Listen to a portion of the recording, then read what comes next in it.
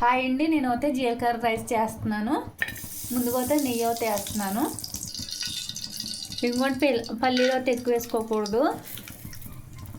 అలాగే ఆవాలు, మినపప్పు, శనగపప్పు, జీలకర్ర అయితే కొంచెం ఎక్కువ తీసుకోవాలండి. అవి వేగినాయి కదా, ఇదిగోండి జీడిపప్పులు 4-5, పచ్చిమిరపకాయలు కొంచెం ఎక్కువ ఉండాలి, కరివేపాకు వేగింది కదండి. పెద్దవాళ్ళకి అయితే కొంచెం కారం అయితే ఎక్కువ కావాలి కాబట్టి ఎక్కువ వేస్తాను. పిల్లలకి అయితే కనుక తక్కువ వేసుకోవాలి. నేను సాల్ట్ అయితే వేస్తున్నానండి. ఎచ్చనన్నం కానీ నైట్ అన్నం కానీ ఏదైనా సరే ఇలా పొడి పొడిలు ఆడాలి. ఒకసారి అంతా కలిపేసుకుందామండి. పిల్లలు అయితే పెద్దోళ్ళైనా సరే అండి ఈ రైస్ అయితే అస్సలు వదిలిపెట్టరు, చాలా ఇష్టంగా తింటారు.